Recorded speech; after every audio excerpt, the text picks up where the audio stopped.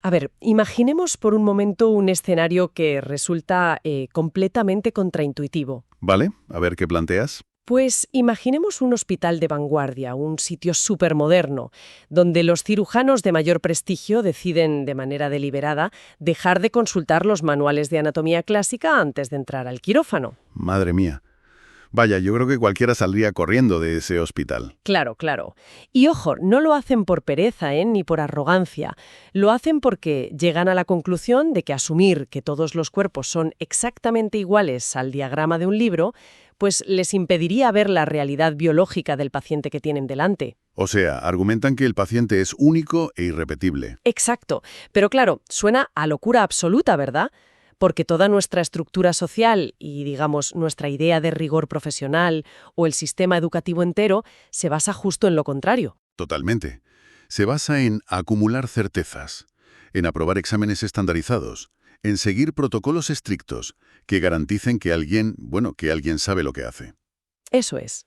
Y este escenario choca frontalmente con nuestra necesidad de seguridad. Desde luego. Buscamos garantías visibles todo el tiempo. Fíjate que desde la ingeniería hasta la medicina, el modelo de aprendizaje tradicional es una dinámica basada en el llenado. Ujú. El llenado, claro. Sí, es decir, el individuo llega supuestamente vacío de un conocimiento específico y la institución académica se encarga de rellenar ese hueco con un saber preexistente, un saber cerrado, empaquetado. Ya. Pero la inmersión en los textos que tenemos hoy por delante nos obliga a mirar hacia una dirección completamente opuesta. Completamente. Vamos a explorar una de las propuestas más radicales sobre la formación humana. Nos apoyamos hoy en el texto de Hernando Bernal que se titula precisamente ¿Qué es un psicoanalista?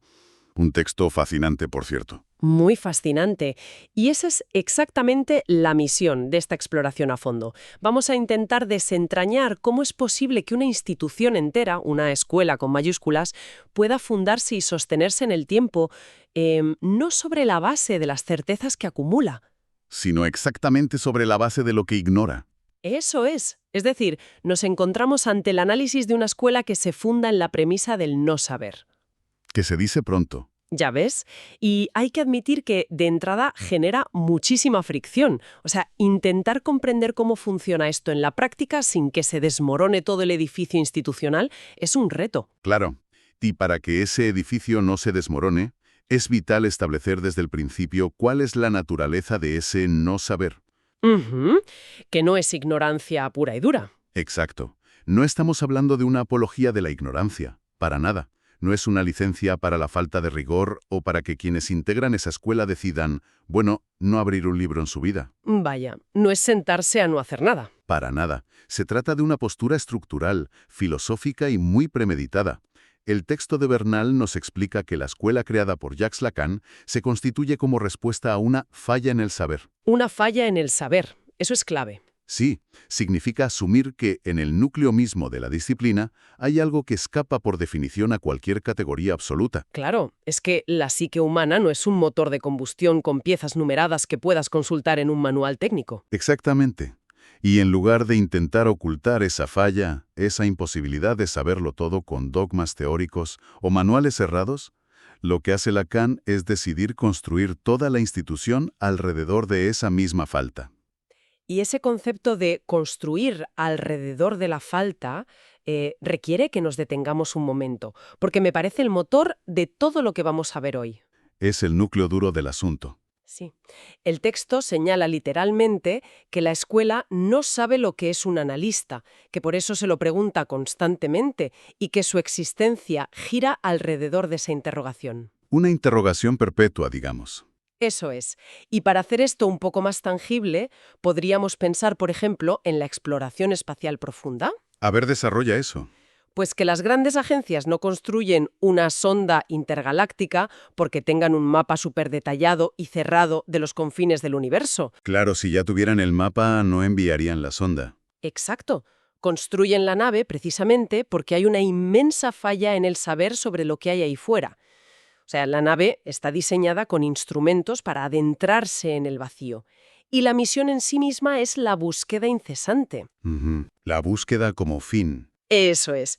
El propósito es explorar lo desconocido. No simplemente llegar a un puerto estelar que ya está, o sea, perfectamente cartografiado en un catálogo. Es una imagen muy potente y que ilustra muy bien el impulso de la búsqueda. Pero si aplicamos esa analogía al psicoanálisis, hay que darle una vuelta de tuerca que es fundamental. A ver, ¿en qué sentido? Pues en que la exploración espacial, por muy vasta que sea, al final sigue buscando algo físico, algo externo, y utiliza instrumentos precisos para medir cosas como la radiación o la gravedad. Vale, sigue habiendo una aspiración de conquistar un saber objetivo. Exacto, un saber medible. En cambio, en el terreno que describe Bernal, el viaje es hacia el interior, es hacia un abismo subjetivo para el cual no existen instrumentos de medición universales, ni pueden existir. Claro, no hay una regla para medir el dolor. Eso es. La falla de la que hablamos aquí es la admisión total de que no hay un mapa objetivo para el sufrimiento humano, o para el deseo. Ya. Si una institución llega a decir, ya sabemos exactamente qué es un analista y este es el manual definitivo, lo que hace en realidad es matar la exploración, la paraliza por completo. O sea que el estancamiento dogmático es la muerte de cualquier disciplina que esté orientada a lo humano. Exactamente. Al mantener la pregunta sobre qué es el analista abierta, palpitante, sin resolver, la escuela se asegura de que la disciplina siga viva. Obliga a cada individuo a reinventar la respuesta desde su propia singularidad. Fíjate qué interesante. Pero, claro, esta escuela no nace de la nada, ¿no? Ni en un vacío histórico. No, para nada. Nace como una reacción. Como un cisma, diría yo.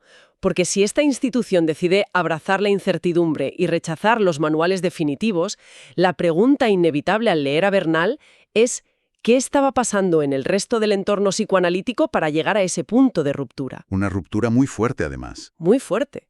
Porque esta exploración nos lleva de esta idea, digamos, casi filosófica del no saber, a una crítica feroz y directa a la ortodoxia institucional. El texto menciona una separación clarísima de otras instituciones. Ujú. Entonces, ¿cuál era exactamente el pecado de esas otras sociedades analíticas para que Lacan rompiera así?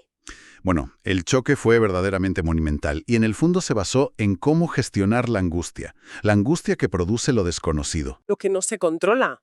Bernal explica muy bien que las instituciones analíticas ortodoxas, en lugar de tolerar y trabajar con esa falla en el saber de la que hablábamos, decidieron defenderse de ella. ¿Y cómo te defiendes de algo así a nivel institucional? Pues el mecanismo psicológico e institucional que utilizaron fue la creación de estándares rígidos. Vale, los famosos estándares. Sí, el texto relata cómo estas sociedades pasaron a dictar cómo debía llegar a ser un analista, cómo debía comportarse en la consulta, qué tono de voz debía usar. Incluso cómo debía vestir, que me parece increíble. Totalmente.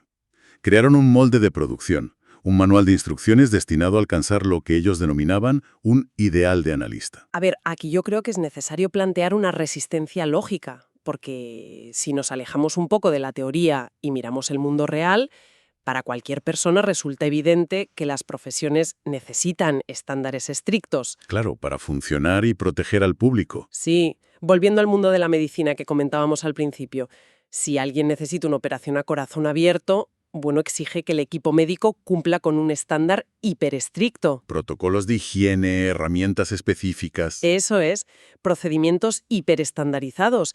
Y queremos esos estándares porque nos proporcionan seguridad frente al caos. Lógico. Entonces, ¿por qué en el análisis de este texto se argumenta que estandarizar el comportamiento o la apariencia de un profesional es algo tan negativo? O sea, ¿por qué se describe ese afán de estandarización como un ataque o una defensa contra el propio discurso analítico? Bueno, esa es precisamente la trampa de la ilusión del control. Y entender por qué funciona en la cirugía pero fracasa estrepitosamente en el psicoanálisis es la clave de todo el texto. A ver, cuéntame. En un quirófano, el órgano que se opera obedece a leyes biológicas universales. El protocolo salva vidas porque la anatomía es predecible, en su mayor parte. Vale, el corazón funciona como una bomba hidráulica. Exacto. Pero la mente humana y el inconsciente son el reino de lo impredecible, de lo singular y, muy a menudo, de lo irracional. Ya, no hay dos mentes iguales. Y por eso, la estandarización en las instituciones ortodoxas no surgió para proteger al paciente, surgió para proteger al propio analista. ¡Ostras! ¿Protegerlo de qué? De la enorme angustia que genera enfrentarse a la inmensidad del sufrimiento y a la complejidad mental de otra persona. Claro, debe dar mucho vértigo. Muchísimo. Al dictar que el analista debe vestir de cierta forma o mantener un silencio sepulcral de exactamente tantos minutos, o adoptar una postura de frialdad y neutralidad artificial. ¿Qué están haciendo realmente? La institución le está proporcionando un escudo. Es una forma de decirle al profesional, oye, si sigues este guión externo, no tienes que lidiar con la incertidumbre del encuentro real. Se convierte en una especie de representación teatral, ¿no? Como seguir un libreto. Literalmente. Y por eso Lacan, con muchísima ironía, acuñó un acrónimo para referirse a estas instituciones ortodoxas. Las llamó SAMCDA. SAMCDA. Sí, que significa Sociedades de Asistencia Mutua contra el Discurso Analítico. Exactamente. Sociedades de asistencia mutua contra el discurso analítico. Es que es una definición que no deja prisioneros. O sea, en el fondo, las está retratando como clubes cerrados de autoprotección. Totalmente. Es la denuncia directa de que en esos espacios el hábito hace al monje. Los miembros se asisten mutuamente, validándose unos a otros mediante diplomas, cumpliendo normas de etiqueta. Todo para sostener una fachada de autoridad infalible. O sea, se protegen del vértigo. Se protegen del verdadero vértigo, que supone el discurso analítico, que requiere, como decíamos, operar sin garantías previas. Las SAMCDA utilizan los protocolos como una manta de seguridad, para evitar enfrentarse a la realidad de que frente al inconsciente nadie tiene el control absoluto. Claro, pero, a ver, si desmontamos por completo la validez de los estándares, los protocolos rígidos y los uniformes como medida de capacidad, parece que esta exploración nos empuja hacia el vacío absoluto. Da esa sensación, sí. O sea, si rechazamos las apariencias y rompemos el molde prefabricado, ¿qué nos queda? ¿Cuál es el criterio real en la escuela que plantea Lacan? Porque digo yo que para que exista una institución, alguna forma de estructura debe mantenerse en pie. Y aquí es donde el texto de Bernal introduce un matiz de una honestidad intelectual que a mí me parece muy refrescante. No se nos presenta una utopía irrealizable de color de rosa. El autor se pregunta explícitamente, oye, ¿cómo saber que la escuela de Lacan no pone ningún obstáculo al discurso analítico? ¿Y qué responde? Que la respuesta es que no es seguro que no oponga ninguno. Es imposible crear una institución humana completamente libre de fricciones o dinámicas de poder. Bueno, claro, donde hay seres humanos hay fricción. Siempre. Pero el diseño estructural de esta escuela tiene un objetivo claro. Ser el lugar que ponga el menor obstáculo posible. El menor obstáculo posible. Sí. La alternativa al caos no es crear otra burocracia, sino desplazar el centro de gravedad. Se establece que el analista se define de forma exclusiva a partir de su propia experiencia analítica. O sea, el análisis personal. Exacto. Lo que verdaderamente sostiene la autoridad no es el cumplimiento de una rúbrica externa avalada por un comité, sino la inmersión íntima en el propio análisis personal y la capacidad de transmitir algo verdadero a partir de esa experiencia. Fíjate que esa idea de poner el menor obstáculo posible resulta fascinante si pensamos en cómo se adquieren ciertas habilidades vitales. Me viene a la mente el proceso de aprender a nadar. A ver, me gusta esa analogía. Pues imaginemos que las instituciones basadas en estándares y rúbricas, las SAMDAs de las que hablábamos, funcionaran como una academia de natación superelitista. ¿Vale? Y el primer día te entregan un volumen de 800 páginas, un manual inmenso sobre las leyes de la hidrodinámica, la física del desplazamiento en fluidos y la teoría pura de la flotabilidad. Madre mía. Y te lo tienes que estudiar para nadar. Claro. Y además, se exigiría la compra del bañador de neopreno más caro del mercado.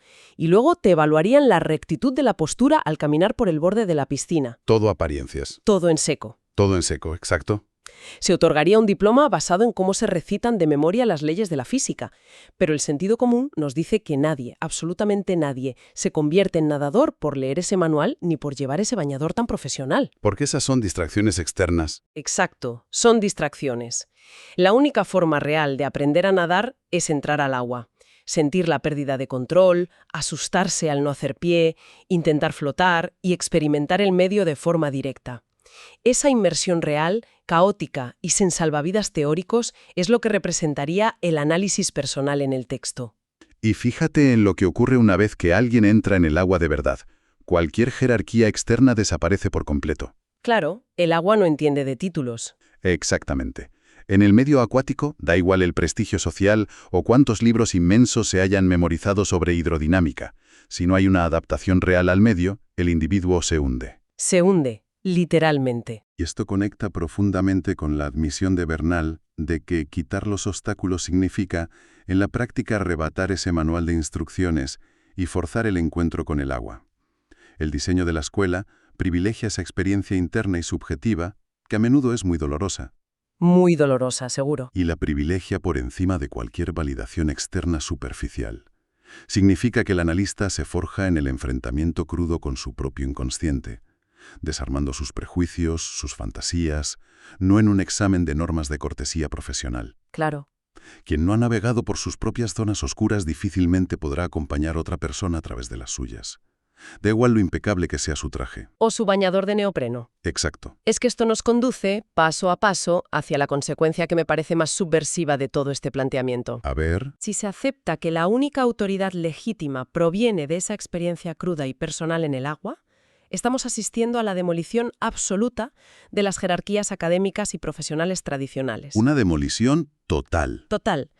El texto incluye una referencia de Jacques Alan Miller, del año 1998, que funciona como un cuestionamiento directo a la línea de flotación de cómo entendemos el éxito en casi cualquier disciplina hoy en día. Y la reflexión de Miller es el núcleo ético de esta propuesta, ¿eh? No deja lugar a ninguna ambigüedad. Enumera una serie de criterios que la sociedad suele premiar, pero que, según esta visión, no transforman a nadie en analista de la escuela. Ujú. Señala de manera explícita que no se es analista por enseñar mucho, ni por publicar mucho, ni por tener muchos amigos en el gremio, Ojo a eso. o ni siquiera por tener la habilidad retórica de saber decir a otro la palabra que conviene para tener partidarios. Es una negación rotunda de todo lo que Miller denomina la pequeña política. Es que quiero que nos detengamos en esto de la pequeña política, porque para cualquiera que escuche esto y pertenezca al mundo corporativo, al ámbito universitario o a casi cualquier entorno profesional moderno, esta afirmación es radical. Dinamita pura. Dinamita, sí.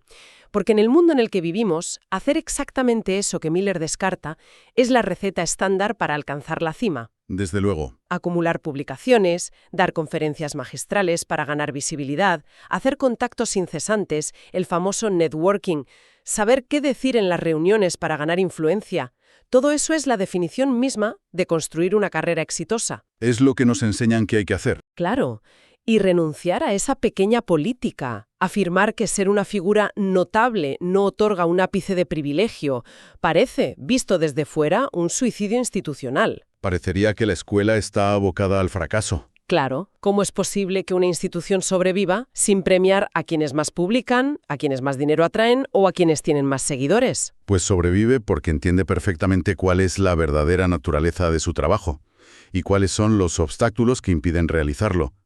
Si profundizamos en el mecanismo psicológico que hay detrás de esa pequeña política, vemos por qué es tan incompatible con este enfoque clínico. A ver, explícame eso. Acumular seguidores, publicar libros sin parar para engordar el currículum, buscar el aplauso constante en los congresos, todo eso tiene un único beneficiario, que es el ego. El ego. Ya. Y en este marco teórico, el ego no es el núcleo de la personalidad sana, sino que es una construcción defensiva. Una defensa. Sí, es la narrativa ficticia que nos contamos a nosotros mismos para sentirnos importantes, coherentes y seguros. El problema es que el ego, con su necesidad constante de validación y de control, es la principal barrera para escuchar la verdad. Tanto la verdad propia como la del paciente, imagino. Exactamente, ambas. Claro. Entonces el ego funciona como otro estándar más. O sea, los títulos, los premios, las listas de publicaciones interminables en la academia. Son simplemente nuevos bañadores de neopreno. Son escudos que impiden mojarse. Exactamente. Es ruido, puro ruido. El trabajo analítico exige que quien escucha se despoje de su propia importancia personal. Tiene que dejar espacio al discurso del otro. Si estás lleno de ti mismo, no cabe nadie más. Así de simple. Si alguien está lleno de su propio prestigio, de su brillantez teórica o de la necesidad ansiosa de mantener su estatus de notable, no queda espacio mental ni emocional para alojar la incertidumbre y el sufrimiento de quien pide ayuda. ¡Qué potente! Por eso Miller y Bernal advierten que el afán de notoriedad es un veneno absoluto para la práctica. El trabajo verdaderamente transformador no tiene lugar bajo los focos de un auditorio lleno, ni en las recepciones elegantes donde se hace esa pequeña política que comentabas. Ocurre en la sombra. Ocurre en el silencio absoluto del propio análisis, en la confrontación solitaria y muy a menudo humillante con las propias miserias y contradicciones, muy lejos de los aplausos. El texto subraya que haber servido a la causa o haber escrito 100 ensayos brillantes no exime a nadie de tener que enfrentarse a su propia agua. Qué baño de humildad, nunca mejor dicho. El prestigio académico es una ilusión colectiva que, en el espacio clínico, no sirve absolutamente para nada. Buf.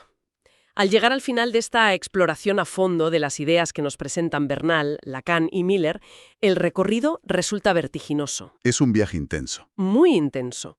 Hemos transitado desde la concepción de una escuela que se atreve a fundarse sobre el reconocimiento abierto de lo que ignora, pasando por el rechazo frontal a los manuales, a los uniformes y estándares que funcionan como escudos contra la ansiedad, hasta culminar en la demolición total de la pequeña política de pasillos y de esos prestigios académicos vacíos. Así es.